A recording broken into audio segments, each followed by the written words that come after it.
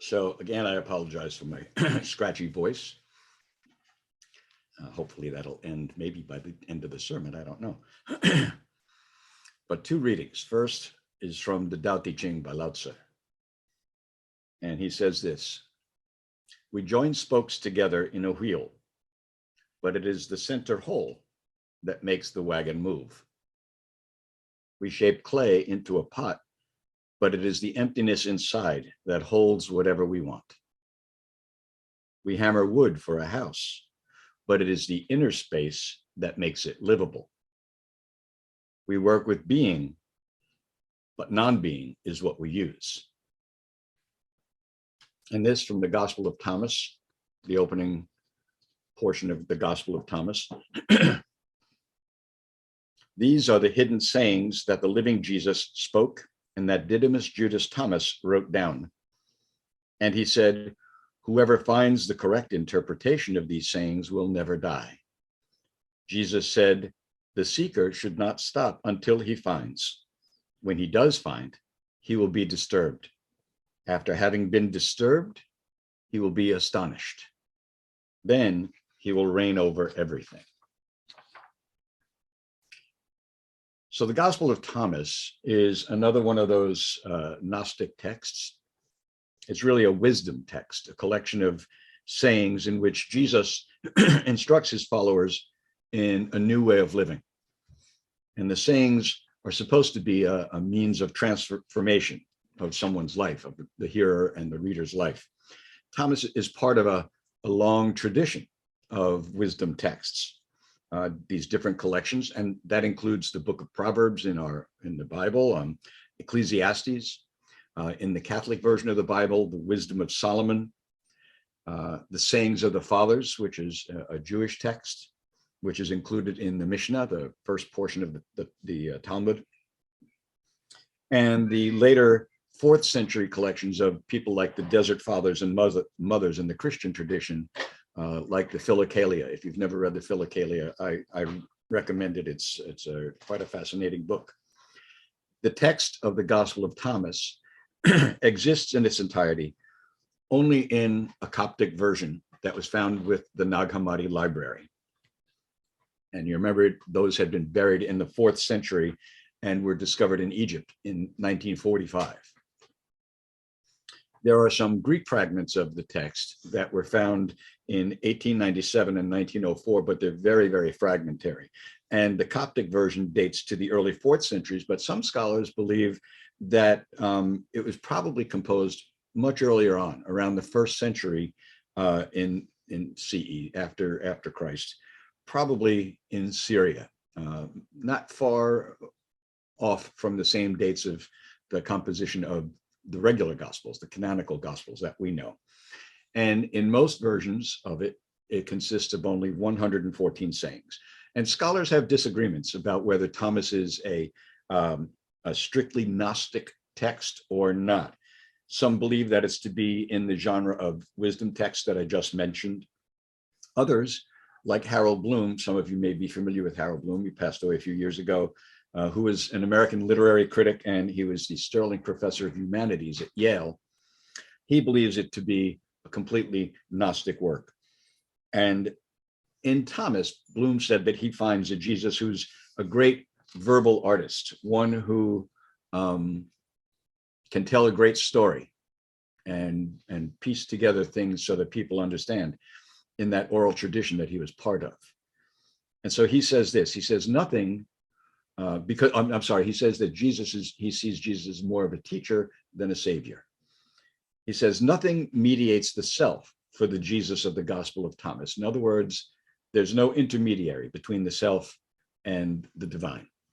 Nothing mediates the self for the Jesus of the Gospel of Thomas. Everything we seek is already in our presence and not outside ourself. What is most remarkable in these sayings is the repeated insistence that everything is already open to you. You need but knock and enter. The emphasis of this Jesus is upon a pervasive opacity that prevents us from seeing anything that really matters. Ignorance is the blocking agent. We'll talk a little more about that later on. But this is the Jesus that I've grown fond of over the years as I read and reread this text and study it a bit, and likewise the other Gnostic texts as well, probably because I'm much more interested in questions than I am in answers. After all, I mean, what good are answers if you're not asking the right questions? So while many of the parables related in Thomas are the same or similar to the ones related in Mark, the Gospel of Mark, because they probably drew on a very common source, the inclusion of them within a wisdom text like Thomas, the inclusion of a parable in those texts makes them more like Zen koans, questions to be pondered and wrestled with, rather than simply metaphorical or allegorical interpretations, like the ones we've had handed down through the Christian tradition over the millennia that have come to be accepted as the correct ones. I'm reminded of Rilke's poem, or his quote rather, in his letters to a young poet. And he says this, he says, "You are so young, so much before all beginning. And I would like to beg you, dear sir, as well as I can, to have patience with everything unresolved in your heart, and to try to love the questions themselves as if they were locked rooms or books written in a very foreign language. Don't search for the answers which could not be given to you now, because you would not be able to live them. And the point is to live everything. Live the questions now. Perhaps then, someday far in the future, you will gradually, without even noticing it, live your way into the answer." That sounds more like a Buddhist perspective to me than a Christian perspective. So we're talking about these parables as I started to talk about it.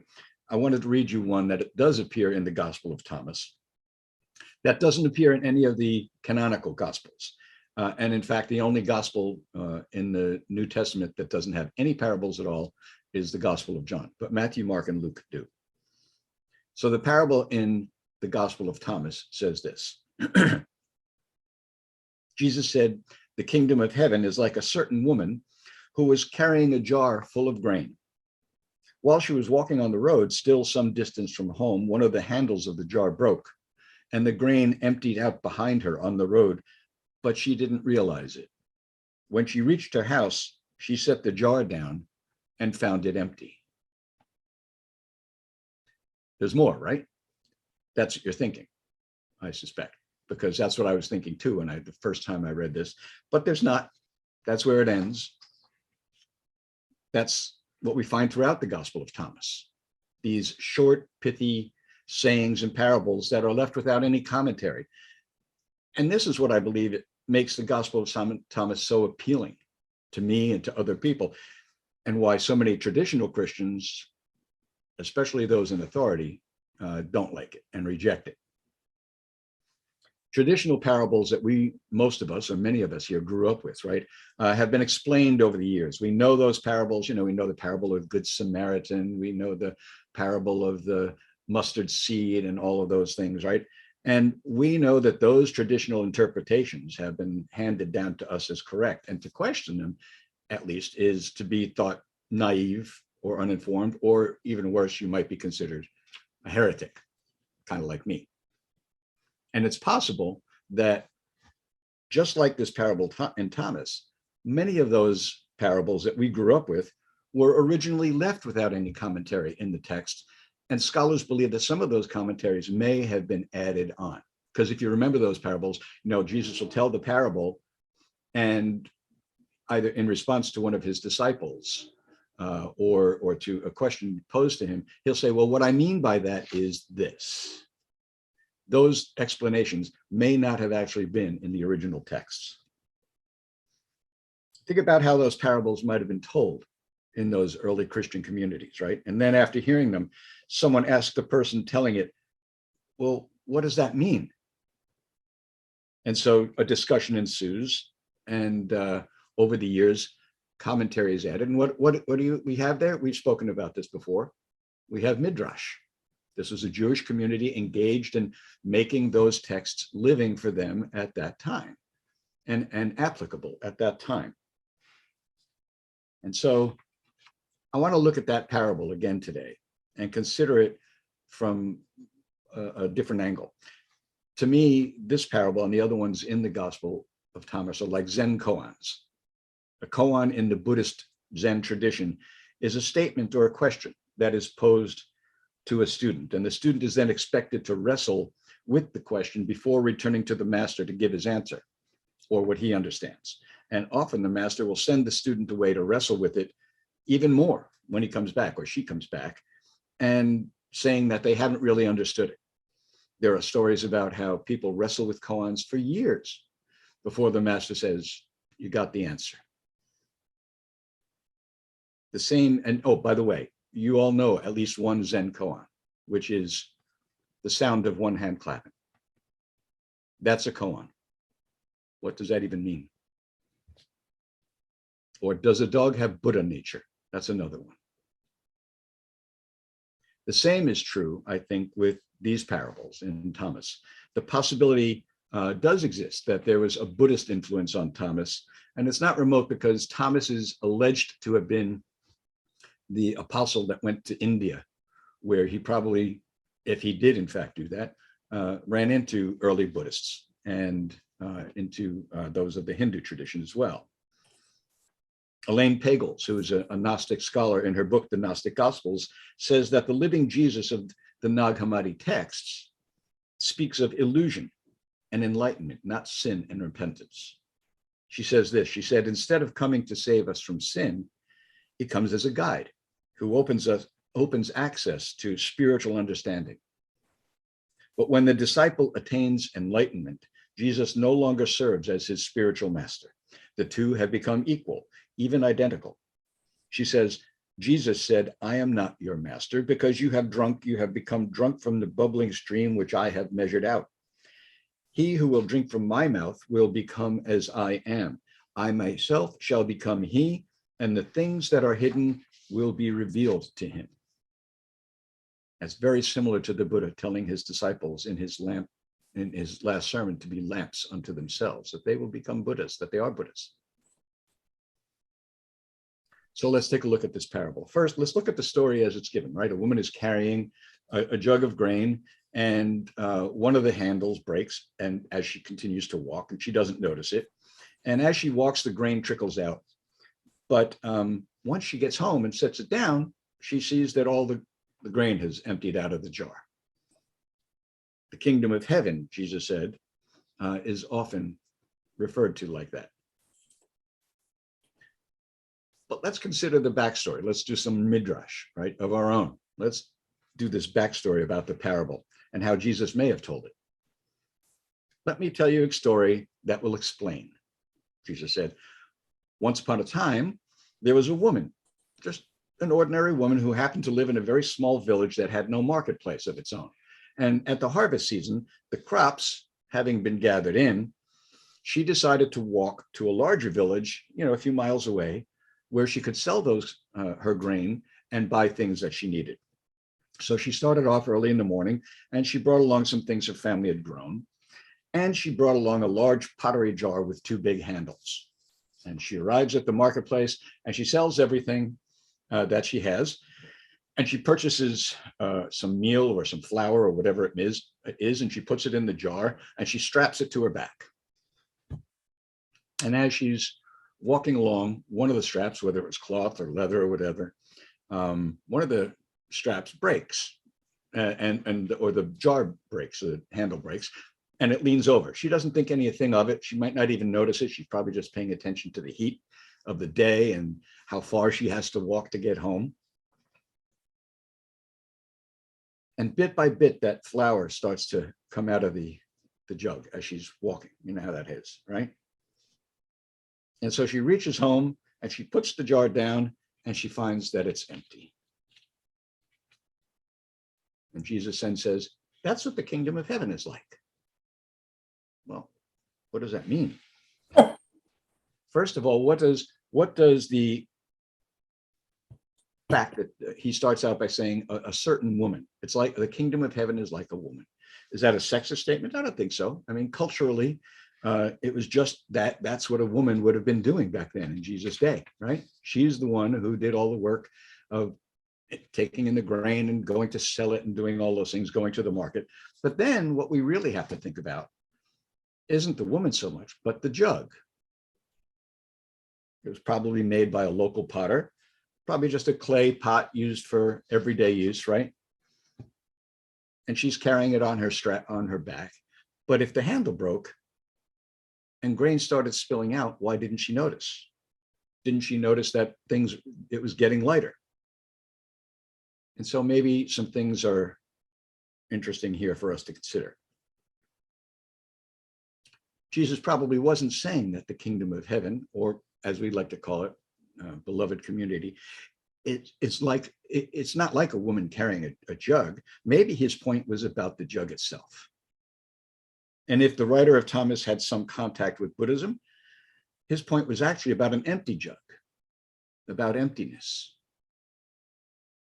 Perhaps he was trying to say that the kingdom of heaven requires us to be broken in some way so that we can become empty of our ego, of all the things that keep us from experiencing our true nature as members of that beloved community, of that kingdom of heaven, or to put it in Buddhist terms, our Buddha nature. Perhaps we have to think of ourselves as that woman carrying a jug full of grain or whatever it is we're carrying that weighs us down. And when we find our jug broken, or when we find ourselves broken, we realize that we have to keep going on toward home. Maybe we don't even notice our brokenness, but then one day we come to a place where we do notice it and we recognize it. And we say that our brokenness has brought us to a place of emptiness. Not the kind of emptiness that's depressing, but the kind of emptiness that allows us to see that letting go of those things we were attached to, the things that weigh us down, have gradually been set aside. And now we can appreciate the lightness that emptiness gives us and the space it affords us to use. Remember that reading from the Tao Te Ching that I read earlier, that it's the space inside the jug that we use, the emptiness inside the jug. It's the space inside the house that we use, the empty space. Once we start looking, I mean, I could be wrong about that, right? Because once we start looking, we find that images of emptiness and nothingness do appear in the Christian scriptures. Think of the story of the rich young man. Some of you remember this story, the rich young man who comes to Jesus and says, I want to follow you. And he says, I have observed all the commandments ever since I was a child. And Jesus says to him, good, that's great. Now go and sell what you have, sell everything you have and give it to the poor, and you will have laid up yourself treasure in heaven. And you know the story there, right? It says that the rich young man went away sad and couldn't do it. Or the passage in the Sermon on the Mount where Jesus says, we shouldn't worry so much about material things. We shouldn't even worry about clothing, he says. He says, and why do you worry about clothing? Consider the lilies of the field, how they grow. They neither toil nor spin. Yet I tell you, even Solomon in all his glory was not clothed like one of these.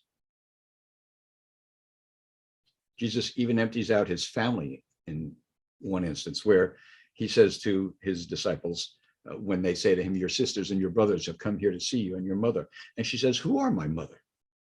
And who are my brothers and sisters? Whoever does the will of God is my brother and sister and mother. He has a way of talking about emptiness that's different from the Taoist tradition. The teachings of Jesus are more likely to advise us to pay less attention to material things, but the Taoist tradition instructs us to try to empty our minds as a form of spiritual practice. But in both, we seem to find an idea that in order for us to be connected with that which is most important in life, we have to empty our lives of non-essential things as best we can. We even have to empty our lives of things we thought were essential, but which are really not. How many times have you, I know I have, I'll give you a perfect example. When Lisa and I were first married, I had more books than you can imagine. And there were times where I said, you know, I have too many books. Now, for me to say that a person can have too many books is odd, at the least. But there were times where I actually went through my books, my library, and packed up boxes of books, and I brought them up to Nyack, New York, to the Ben Franklin bookstore, and I sold them. And I think over the years, I probably sold 30 or 40 boxes of books to him. And I confess there were times when I would be in Nyack with Lisa, and I'd stop in at Ben Franklin, and I'd look around the books, and I'd say, oh, this is an interesting book. And I'd take the book and I'd bring it up front and I'd pay for it and I'd bring it home. And then I'd open it up further and I'd say, wait a minute, this is the book I sold him. I actually bought my books back. It's very difficult to get rid of things that we believe are essential. But the reality is, as far as books go, yes, I have all those books. I may not even have read all of those books, at least not fully. Or I hadn't looked at them in years. So were they essential or not? I don't know. We could have a book discussion sometime on that. Both Jesus and Lao Tzu talk about the way. They don't talk about the place that we're going to get to eventually. In fact, the early followers of Jesus were called followers of the way. They weren't called Christians until a few years later down the road at a place called Antioch. They talk about the way, the path, the journey. And we see that in the parable of the empty jar. Jesus says that the empty jar is like the kingdom of heaven, but he also tells us that the process by which the jar becomes empty. First, the handle of the jar breaks, then the jar empties out over time. And then the woman gets home and realizes that her jug is empty. And then what's going to happen? She's going to be shocked, right? She's going to say, oh no, I lost all that grain. And what's she going to have to do with that? With that emptiness? She's going to have to rely on beloved community. She's going to have to rely on her friends and her family. Maybe she'll have to borrow some flour. Maybe they'll have to lend her some money to go buy more flour or get a better jug. And perhaps this is the kingdom of heaven. It's all about relationships, right? Not the emptiness of the jar itself, but the network of mutuality that we are all part of. So that's a long way from the original parable. And that can't be found in the Gospel of Thomas, anything I've said about that. None of this can be found there, but the process of thinking about the parable is how we get something out of it, to wrestle with those words. By looking into the empty jar, by looking into emptiness, we come face to face with reality that doesn't have to have firm and final answers. A reality that's always changing, that's always a process. So what happened after Jesus told this parable? The gospel doesn't say. Maybe like he did with in the other gospels we read, that he didn't explain it. He just got into a boat and went off somewhere with his disciples to another place. And his people who heard it and listened to him were left to discuss it, to do some midrash work. I don't know exactly what that parable means. That was just my idea about it. And I suspect that Jesus' point in telling these parables was to get people to think, to break them free of their one-pointed belief system that they may have had.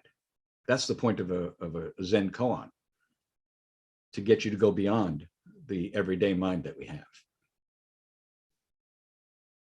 But the best teachers, the greatest teachers, aren't the ones who give us the answers. The greatest teachers are the ones who make us think for ourselves, who educate us, educare, to draw out from within. That's what a teacher does. And they move us into ways of being in the world and towards ways of being that make the world a better place and make us to be better human beings, hopefully. Part of the beloved community, the kingdom of heaven, as Jesus calls it. And so perhaps the first step is to empty ourselves of the old ways of being so that we can move into new ways of being. This is our task. This is what we're called to do by Jesus, by the Buddha, by Muhammad, by all of the great teachers throughout the ages. May it be so.